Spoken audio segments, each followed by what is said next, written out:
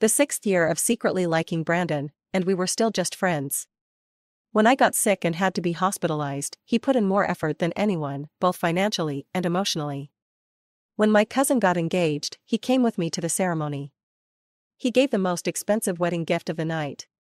Everyone thought we would eventually end up together. Finally, I mustered up the courage to confess to him. But the man just glanced at me casually. Then, playing with the lighter in his hand, he let out a soft laugh. "I consider you a friend, and you want to date me? Aurora, don't joke around. Be good." I stayed silent for a long time before nodding. "Okay." After that day, we didn't contact each other for a long time. The next time I got a call from him, it was 2 months later. He casually asked, "What have you been up to? Haven't seen you in a while." I glanced at the man across from me, who appeared aloof and indifferent, and answered truthfully, "Oh, I've been going on blind dates." The moment I finished speaking, I heard the sound of a phone being smashed on the other end. I never imagined I would end up here with Brandon. He leaned against the railing, his brows slightly raised, his expression lazy, and a small smirk tugged at the corners of his lips, as though he had heard a joke. He asked me, "So, what is it about me that you like?" My palms were sweaty. You're nice to me. Nicer than anyone else." In these 6 years, he had never missed a single thing in my life. When it was my birthday, he handled everything, baked the cake himself, booked the biggest venue, and surrounded me with people.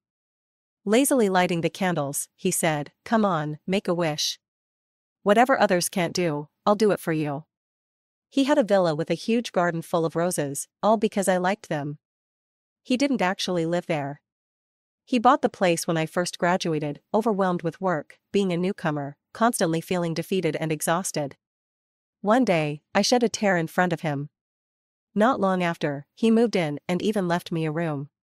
He sighed and said, "If you ever feel wronged, come here. I'm so close to you, who else would you turn to?" When I was too busy to eat, this young heir learned to cook and brought me food every day to my office. His first dish was my favorite. He was born into a wealthy family, yet never acted arrogantly. The number of people chasing after him could circle around B-City twice. When someone found out about me, they asked me to arrange a dinner with him. I was young at the time and didn't know how to refuse. I helped that girl arrange dinner with Brandon, and later that night, I got a call from her. "He seems gentle, but inside, he's really indifferent. I guess I don't have a chance." She told me Brandon was the most well-mannered man she had ever met. After he found out he had been deceived, he didn't get angry.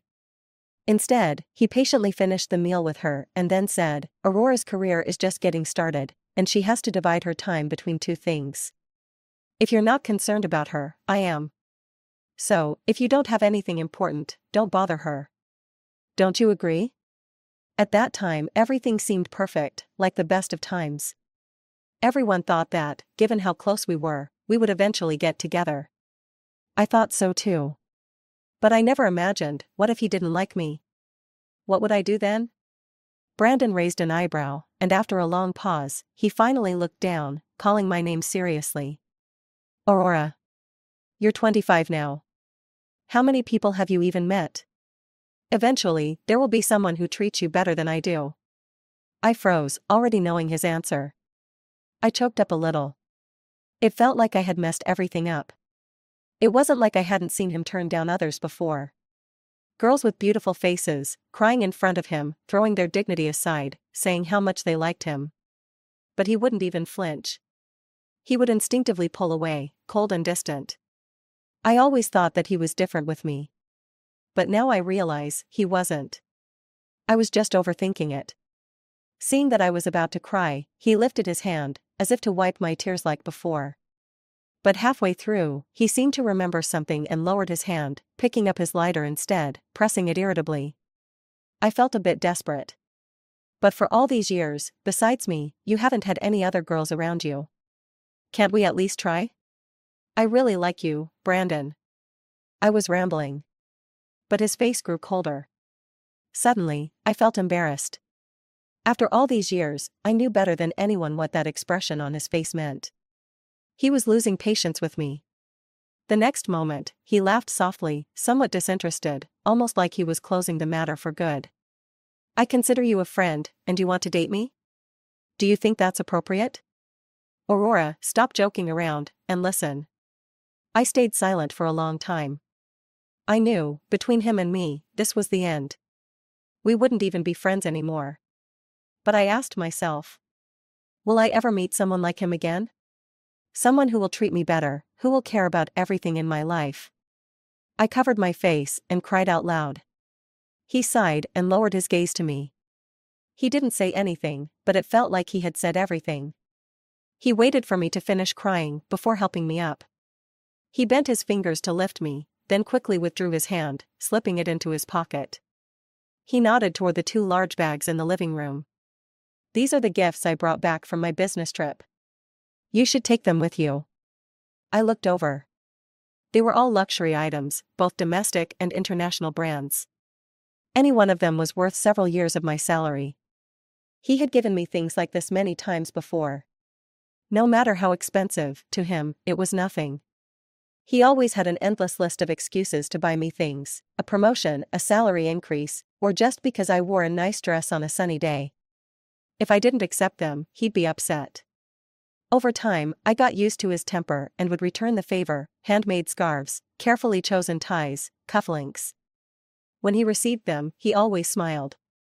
A friend once told me, the way you two are, it's just like dating. If he didn't like you, no one would believe it. But she was wrong, and I was wrong too. Brandon only considered me a friend. I said, I don't want them. He nodded and didn't say much. Before leaving, I glanced back at him. He was sitting quietly on the couch, his expression unclear, holding a cigarette between his fingers. He seemed somewhat melancholic. I thought about the past and suddenly stopped in my tracks.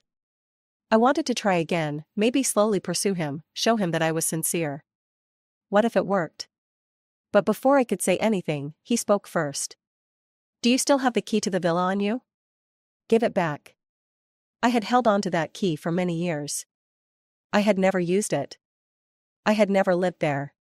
But I was always afraid he would forget it or something might happen to him at home. So, no matter where I went, I always kept it on me. Only today did it finally serve a purpose. I don't even know how I managed to pull that key out of my bag and place it in front of him. All I know is that I must have lost my composure in front of him. Because when he took the key, he looked at me, frozen for a moment, and then spoke in a near-cold tone, disappointment clear in his voice. I always thought you were different from the other girls. I stood there, awkward and speechless for a moment. I couldn't argue with him. I had told him with confidence that I liked him, but I had forgotten that, up until then, we were just friends. And his family background was prominent, with countless girls around him since childhood, all approaching him under the guise of friendship. After a while, he grew tired of it. He had once said publicly that he would never date a friend. That was why I was the only opposite-sex friend he had. When I found this out, we weren't close enough yet to even think about romantic feelings, so I just laughed it off casually. But now, looking back, it was clear that from the very beginning, he had drawn a clear line between us. He had put his sincere heart out there, treating me as a friend, thinking that I saw him the same way. We admired each other, but it was all platonic. But now, he suddenly realized that it wasn't the case. I was the timid one, the secret admirer, and today, I had finally revealed my true feelings. After returning, I took a 2-day leave and went to the neighboring city for a little getaway. During this time, Brandon didn't contact me again. In the past, we used to talk at least a few times a day. It didn't take long for me to adjust my mood and get back to work. One of my colleagues asked about Brandon, what happened to that super handsome, rich guy? He hasn't come to bring you lunch lately. Before, he had been so public about his actions that everyone knew he was nice to me, perhaps even a bit overindulgent. I said, he's busy. He won't be coming anymore. Just after I said that, one of my colleagues came back upstairs with takeout, sat next to me, and teased. Didn't you say he wasn't coming? I just saw him downstairs. Wasn't he looking for you? For some reason, a feeling of hope surged in my chest. I took out my phone. But there were no messages from him. My colleague pulled me to the window and pointed at a figure below. See, I couldn't have mistaken that. It's him, right? Go downstairs quickly. I clenched my fists. But then, I saw a girl walking up to him from the front. I recognized her. She was Kathy, the girl who had been chasing Brandon the hardest. Kathy came from a well-off family and had a temper to match. Somehow, she found out that I had gotten close to Brandon and threatened to make things difficult for me. I was furious at the time and had a fight with her.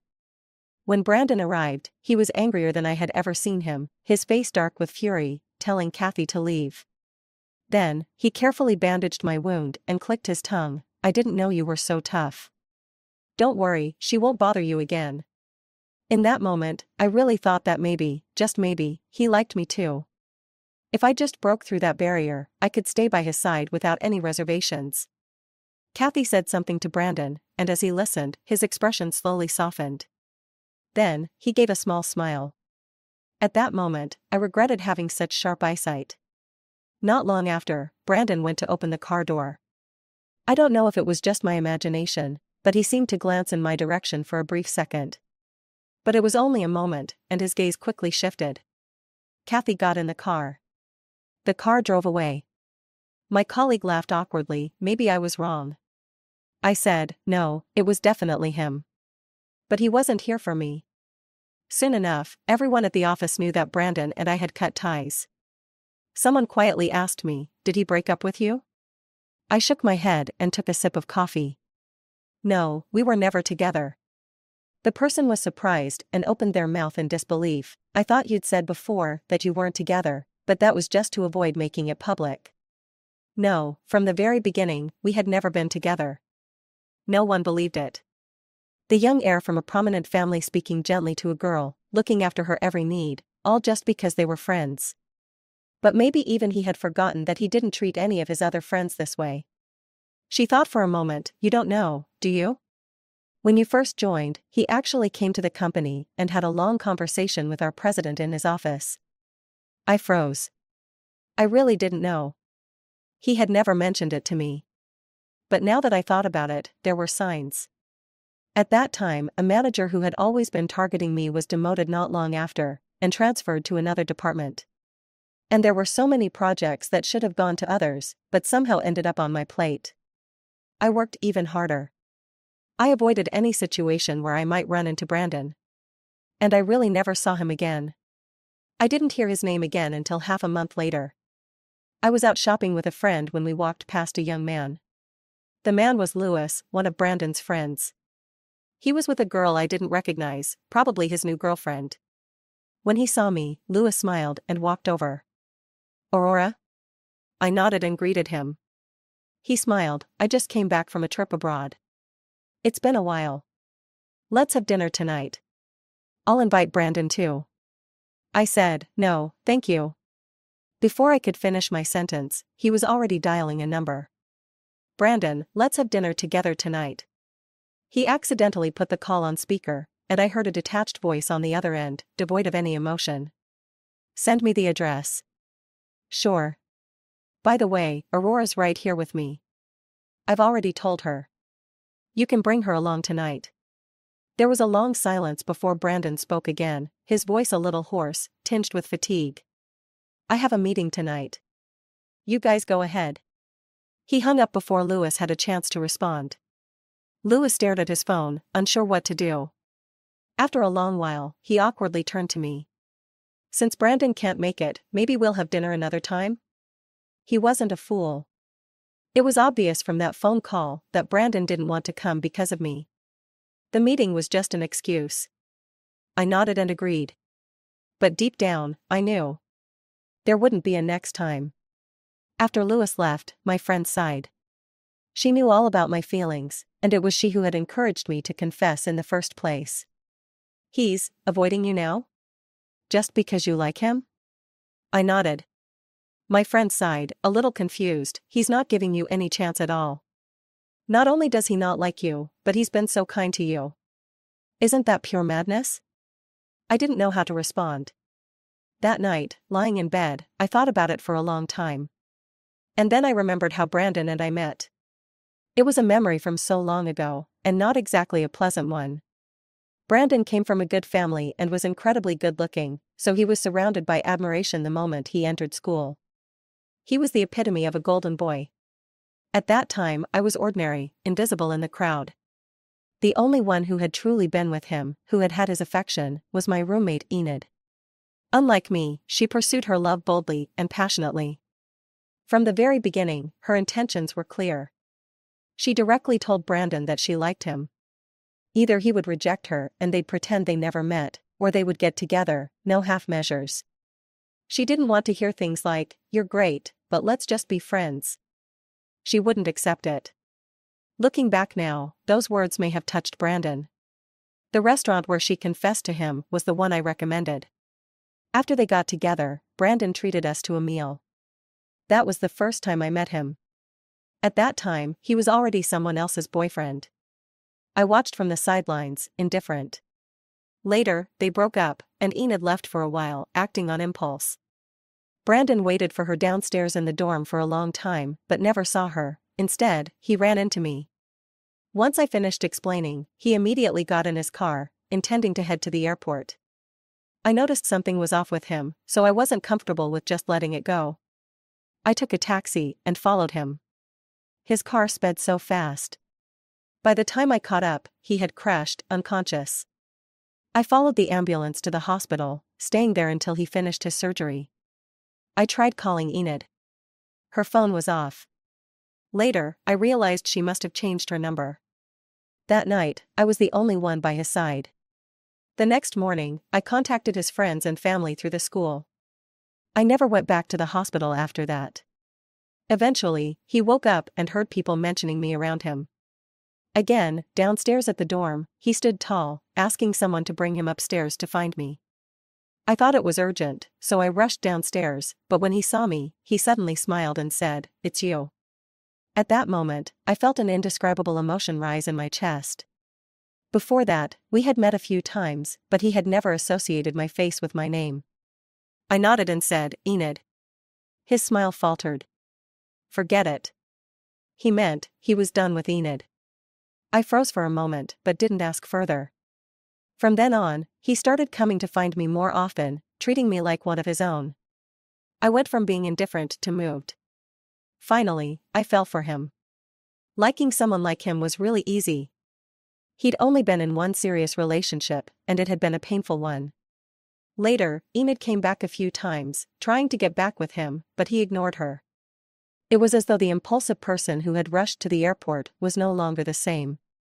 Last month, I heard that Enid had gotten married, and he sent his well wishes with grace. At that point, I was certain he had let go.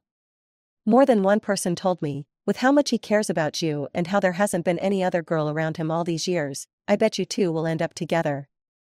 After hearing that so many times, I really started to believe it.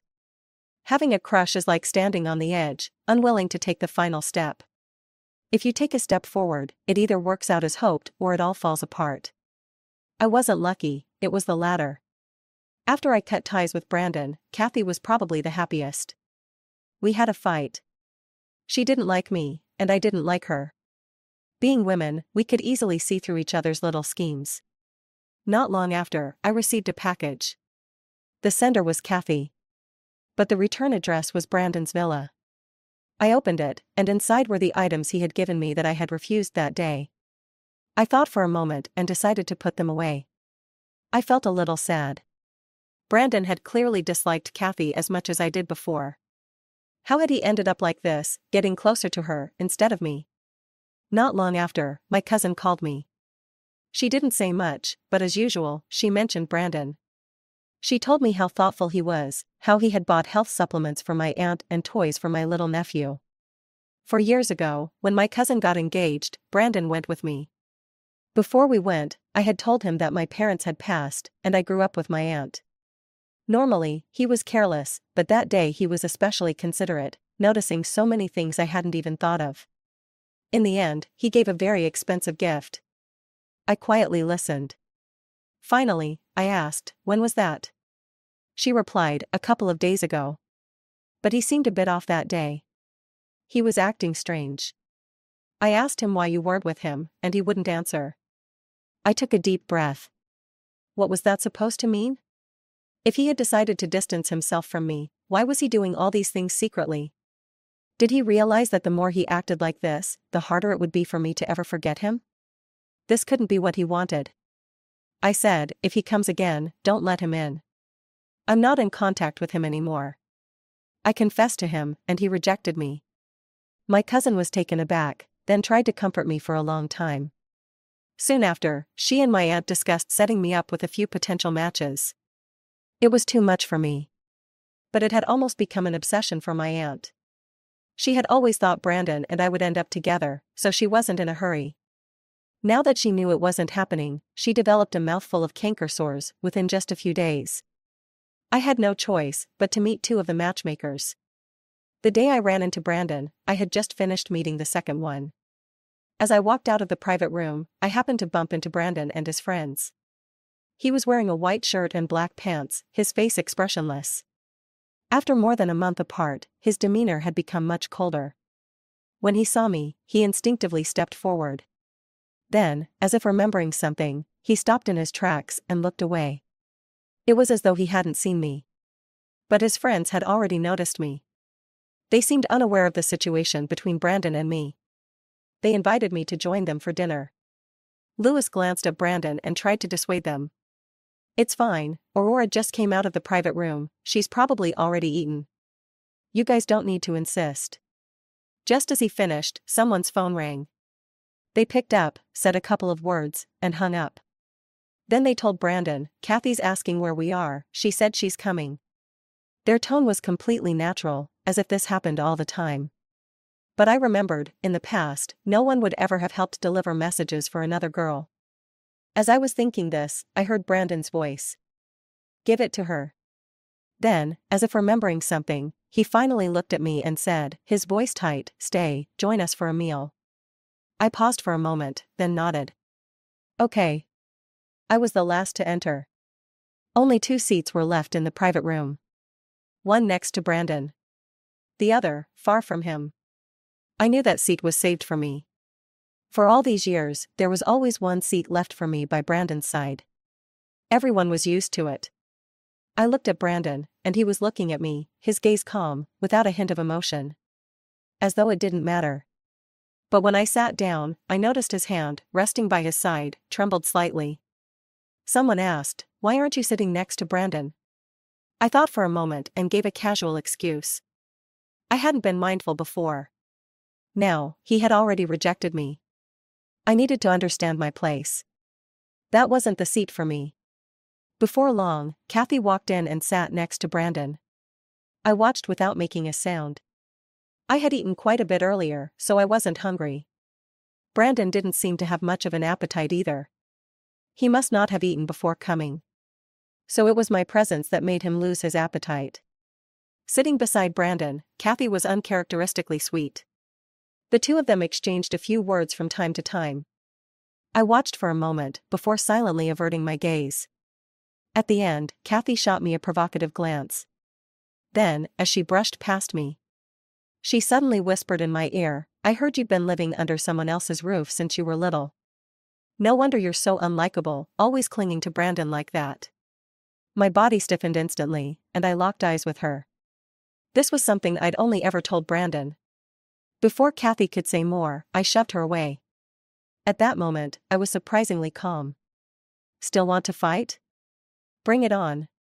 But Kathy suddenly fell silent, stepping back 2 paces. Last time, she'd been thoroughly defeated under my hand. I looked toward Brandon. Brandon. Come over. We need to talk. The truth is, this whole thing hadn't stirred me at all anymore. It didn't hurt me. But just then, in that split second, something clicked. He froze, turning around, still unaware of what had just happened. Kathy tried to follow. I glared at her. I'm talking to him. You'd better stay out of this. Brandon didn't make any move to defend her. Lewis understood, stepping forward to pull Kathy toward his car. Once everyone had left, I turned back to Brandon. We locked eyes for a moment. He pursed his lips and spoke first. What do you want to say? I stared directly into his eyes. You like Kathy, don't you? That's why you've been putting up with her being around you. Brandon furrowed his brow, then sneered. Does it matter? At least she didn't pretend to be my friend, lying to me for 6 years. His words were sharp. It felt like he was just venting. I suddenly felt so tired. His actions were all saying, "Look, Aurora, you were wrong. You made a huge mistake. You ruined the person I used to be in his heart." I said, "So what? Haven't I already distanced myself from you? What more do you want me to do?" He fell silent for a moment, then, with a hint of frustration, pressed his lips together. "You liking me, it's wrong. We were fine before, weren't we?" "Yeah, I want things to go back to how they were," I said, pausing for a moment before adding, "This shouldn't be hard for you, right?" I suddenly felt drained. Loving someone might just be a fleeting moment. But letting go of someone? That's not something so simple. For the past while I'd been trying to control myself, not reaching out to him, trying to keep my heart as calm as still water. I thought, time is long, nothing is impossible. But now, standing here, he was telling me with a forceful stance. He wanted to cut things off cleanly. He wasn't adjusting well to a life without me around. But he couldn't give me the love I wanted. So, his request was simple. Forget about him. Only then could he continue to be my friend with a clear conscience. Was that fair to me? I stared at him, and all the unwillingness I had completely vanished. "Fine, listen to me. Whatever your feelings for Kathy are, whether you're truly interested in her, or whether she just happens to show up at this point and you want to use her to make me give up, that's your business. I won't ask another question. As you wished, I won't like you anymore. The same reason as before, you've treated me well, you've considered me a friend. So, I'll agree to go back to the way things were. We'll be true friends, with clear boundaries." A cool breeze swept by, rustling my skirt. His brows relaxed, as if he'd finally solved some major problem, and his whole demeanor lightened. He gave a small smile, as though amused. But for some reason, there was a hint of confusion in his eyes. Some things, he hadn't grasped at the time. And no matter how many times he thought back on it later, he could never get that moment back. From that day on, Kathy never appeared in front of me again. A strange balance settled between Brandon and me. He didn't make any moves to contact me. But his friends took turns inviting me out. Meals, hiking, skiing. All kinds of excuses. I turned them all down. The reason? I was busy. Which was true, I was away on a business trip, not even in B-City. By the time I got back, it was already 4 p.m. I was so exhausted I took a quick shower and went to bed. When I woke up, I got a call from my cousin. She had arranged a date for me. Same old place. The other person was on their way. I didn't have time to refuse, so I quickly tidied up and headed out. When I arrived, I realized my cousin had really put some thought into this one. He was pretty handsome, with a bit of a Brandon vibe. We chatted for a bit, but then he had to step out to take a call.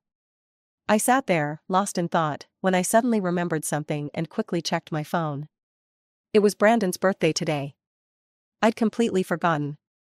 There had been so much going on lately, and I hadn't prepared a gift for him. I opened WeChat. In the past half hour, he'd sent me a few messages. It had been over 2 months since he last messaged me. Question mark. Did you forget something? Haven't we made up? Why aren't you answering my calls? I paused for a moment, about to return his call. But just then, Brandon's call came through. His tone was a bit heavy, though it seemed like he was pretending not to care, as he asked, "What have you been busy with lately?" He meant, why was I always too busy to meet up whenever someone tried to arrange something for me? Even today, such an important day, I wasn't answering his calls. After a pause, he spoke again. "It's been a while since we saw each other." For some reason, his voice sounded a little hurt. I was about to answer when the person I was meeting walked in, their voice cold and distant. "Sorry, there was a bit of a thing." Under the lights, as I looked at his face, I couldn't help but feel that this guy's features were a little similar to someone else's. In the past, anything related to Brandon would have made me lose my focus. But now, the slight resemblance just made me shake my head nonchalantly. "It's fine." I instinctively texted Brandon, "I'm on a blind date." Then, after a pause, I was about to ask where he was celebrating his birthday. But suddenly, his breathing on the other end of the line grew heavy. Before I could speak, there was a burst of static followed by the sound of something crashing into a wall. I held the phone in my hand, stunned. The person on the other side asked, "What's going on?" "If you have something urgent, you can leave," I said, curling my fingers. I still hadn't figured out what was happening. Had I said something wrong? Brandon rarely got angry. Why had he thrown his phone? Or had I misunderstood? Maybe the phone just slipped out of his hand. I nodded and said sorry, then left the restaurant. Not long after, I got a call from work.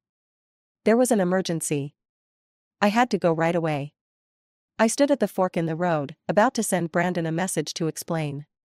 I typed 2 words, but then deleted them. I told myself, forget it, what's there to explain? If I explained too much, he'd think I still had feelings for him. In the end, I called Lewis. "I won't be going. Can you wish Brandon a happy birthday for me?" Lewis hesitated for a moment, like he wanted to say something. But in the end, he just nodded. Got it. In a daze, I thought I heard a familiar voice on the other side. Cold, with a hint of self-mockery, "Don't bother her anymore." If this had happened before, knowing I'd nearly missed Brandon's birthday, I would have rushed over without a second thought. But maybe Brandon didn't need me to be like that. What he needed was just a friend. It wasn't until much later that I found out. That day, Brandon had been looking forward to it since early morning. Everyone thought that for his birthday, I would never miss it. He personally checked everything for the party again and again, arranged my favorite roses, and even used the perfume I loved most. He had so much he wanted to say to me. After all, we hadn't had a proper conversation in a long time. He waited from morning until evening, and by the time the dinner was supposed to start, most of the time had passed, but his phone still didn't ring. Someone, seeing how lost he looked, joked. "Brandon, do you like Aurora? We've all noticed that you're not exactly indifferent to her." Brandon, almost absent-minded, repeated what was said. "Me? Not indifferent to her? I like her?" The person nodded. "Yeah, it's pretty obvious." Brandon sat there for a long while, before finally opening the chat window he checked every day. After some hesitation, he started typing. He wanted to say something. At that moment, he must have wanted to say something. But the words he typed were disappointingly ordinary. Then came the phone call, catching him completely off guard. It was the first time he'd ever been so frustrated. But he didn't even know who he was angry with. In the next moment, he smashed his phone. It seemed he forgot. He rejected me, and I would always end up with someone else. No one would just stay in one place waiting for someone. The next day, I contacted Brandon first. He picked up quickly, but didn't speak right away. I didn't bring up the previous day, I just said, "I've already sent you the gift. It should be arriving soon." He paused for a moment, his voice unexpectedly hoarse. "I finally got through to you. Don't you want to say happy birthday to me in person?" I said, "Happy birthday." He laughed a little, but didn't hang up, as if making small talk. He asked, "Did you make it yourself?" I was stunned. I didn't expect him to ask that. "Does it matter whether I made it?" "No," I said. Looking back now, those gifts I gave in the past were actually a little too intimate for friends. This time, what I gave was very proper. He fell silent again. After a long while, I heard the sound of a lighter from his side. He took a drag from his cigarette, his voice muffled, almost nervous. "How did the blind date go last night?" I remembered that face. I couldn't help feeling a little guilty. "It went pretty well." I wasn't sure if he heard clearly, but he choked on the smoke. Suddenly, he coughed. I glanced at the time. "I have something to do in a bit, so I'll cut this short." He responded hoarsely, "Okay." After that day, we still kept in touch like usual. But most of the time, it was him reaching out first. That day, he sent me a message. "I'm making cookies. I forgot a few steps, can you come over and teach me?" I don't know when it started. Our conversations became about, "Can you, would you, is it okay?" It felt so unfamiliar, almost disorienting. My thoughts were interrupted, and I forgot to reply to the message. When I got home, I finally remembered when I saw him standing at the door. He glanced at his phone and then looked up at me, his expression a bit weary. "You should have finished work an hour ago. Why are you only getting back now?" I froze for a moment. I had spontaneously made plans to eat with a friend. I didn't expect Brandon to be waiting here. I was about to answer when he raised an eyebrow and asked, "Did you go meet your blind date?" I opened my mouth and then simply nodded. "Yeah." He didn't laugh, just stared at me. After a while, he spoke, calling my name with a serious tone, "Aurora." I looked at him in confusion, but just then, a phone call came in. I had to answer it. It was the blind date from that day. He asked if I was free to go see a movie together. I didn't expect there to be a second chance after I had left early last time. Before I could say anything, Brandon had already walked up behind me and asked, "Your blind date?" I sighed internally. How insecure was he to care about my dating progress? I thought for a moment and then answered the person on the phone. "Sure." I said a couple more things, set up a meeting for next week, and hung up. Brandon's gaze darkened. After a while, he smiled faintly, but the smile didn't reach his eyes. "All right. You're hard to reach these days." I said, "I've been pretty busy." He scoffed lightly and didn't say anything more. He followed me inside. He rarely came over to my place. The space here was small, and he was tall. Standing in the room, he seemed somewhat awkward. I had never seen him like this. It almost made me want to laugh. He looked at me, his interest clearly piqued, and he suddenly became more at ease. He wasn't as quiet as before. He tied on an apron and quickly began working with the butter. I watched from the side. There was nothing for me to do, and I felt a bit awkward, so I started talking about things that had happened recently. Every word of mine was met with a response. I looked at him and suddenly fell silent. Something felt off. "These cookies, they're the ones you taught me to make. How could you forget the steps?" Besides, he hadn't even asked me what the next step should be. The room fell silent in an instant. I heard something almost fall over. His voice was hoarse, I just remembered.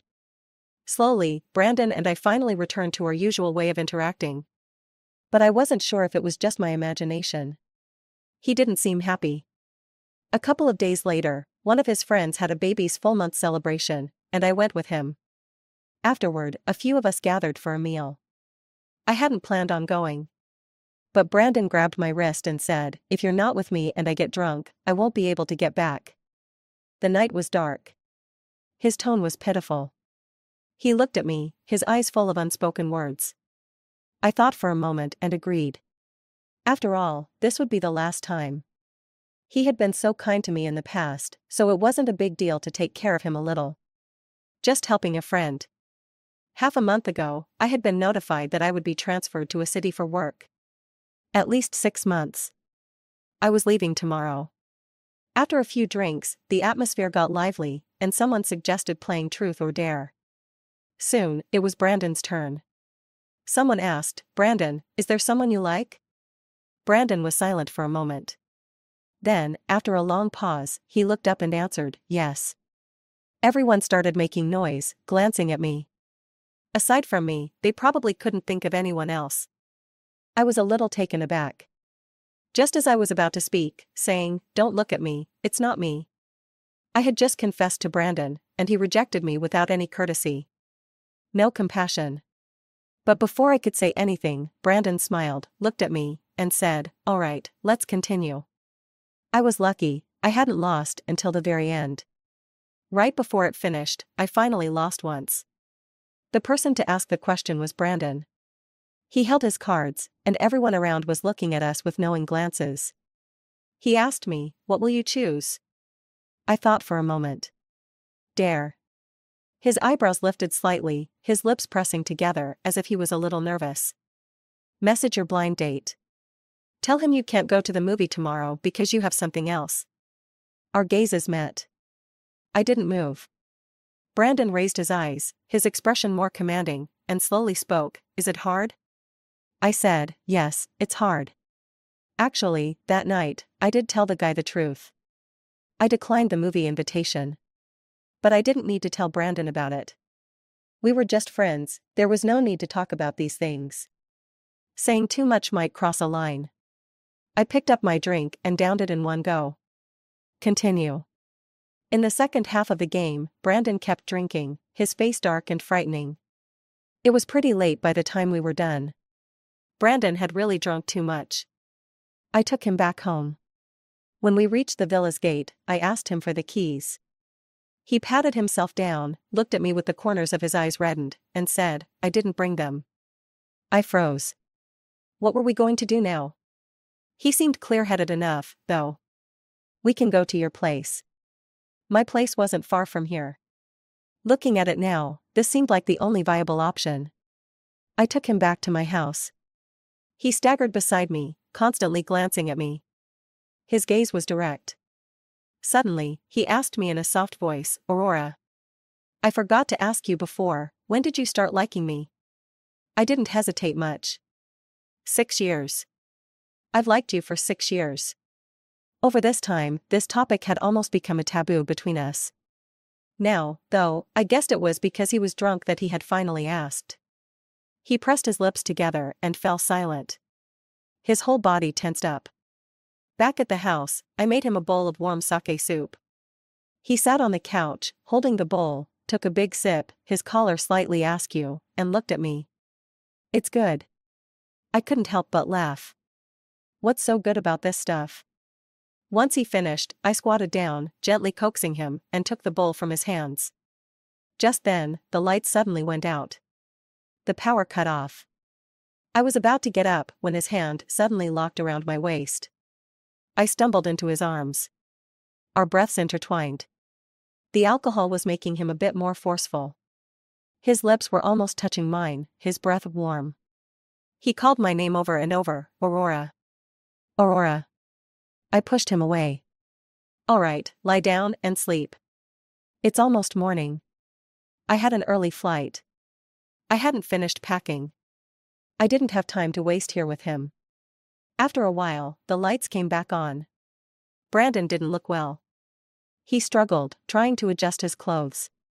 I bent down, wanting to help him change into something more comfortable. Before, whenever he was drunk, I would always take care of him like this. But that thought quickly faded. It didn't feel right. I turned to head to the bedroom. But then, he suddenly grabbed my wrist. He gripped me tightly, his breathing more labored, and was muttering something. I couldn't quite catch it. But I vaguely heard words like regret and like. Moonlight streamed in, casting its glow on him. Suddenly, I thought, oh, this is the man I've secretly liked for 6 years. When I left, Brandon was still asleep. I called Lewis, "Brandon's at my place. Can you come get him?" Lewis reflexively asked, "What about you?" I glanced at the suitcase beside me. "I'm going to City A. I won't be back for a while." He was silent for a moment. "Does he know? Did he let you go?" I was a little confused. Why wouldn't he let me leave?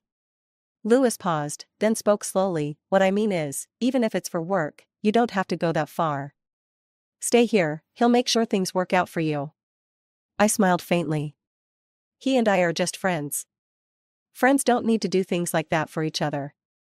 After I arrived in City A, I started adjusting, looking for a place. It was busy, but I was pretty happy.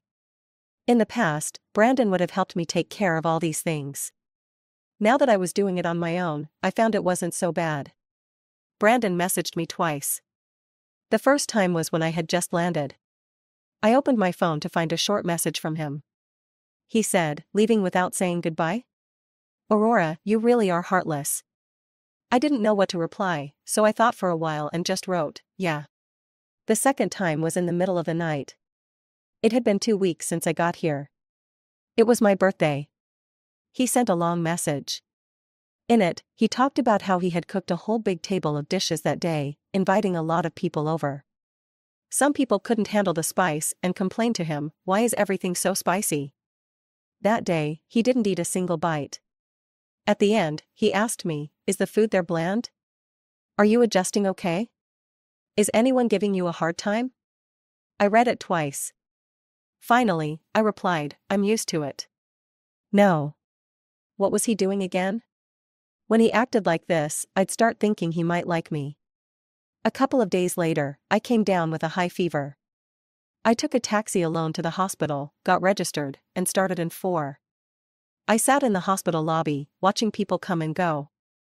I thought back to 2 years ago, when I was so busy, I didn't have time to eat and barely slept, collapsing from exhaustion. It was the same kind of scene back then, someone stayed by my side the whole time. I just had to sit there, and he took care of everything for me. I stayed in the hospital for 8 days. It was he who arranged for me to have a private room, where I slept better than anyone. He stayed up with me for several nights, worrying and watching over me. But that version of him, he didn't like me. Amid the noise, I suddenly burst into tears. How did we end up here? It turned out that even when I thought I had given up, there were moments when I would still feel a lingering attachment. This is just who I am. I'm sensitive, insecure, and a coward. But now, I should truly face these feelings and let them go. I went to the hospital several days in a row after that. I didn't think about Brandon anymore. On the last day, as I was leaving the hospital, I saw someone hurrying toward me from a distance. He saw me and quickly walked up. I heard you were sick. How are you? Are you feeling better? I was stunned for a long time, then smiled for some reason. I'm fine now. By the way, Brandon, do you remember that question you asked me before? He furrowed his brows, his expression actually a bit nervous. What? Go ahead, you say first. I have something to tell you too. I said, all right, I'll go first then. I repeated the question he had asked me. Then, I said with certainty, you were right. I'm only 25 this year, I haven't met many people yet. There will always be someone who will treat me better than you. By then, I wouldn't have to hide my feelings anymore under the guise of friendship. Whispers in the night, delicate thoughts. There would always be someone who would listen. And,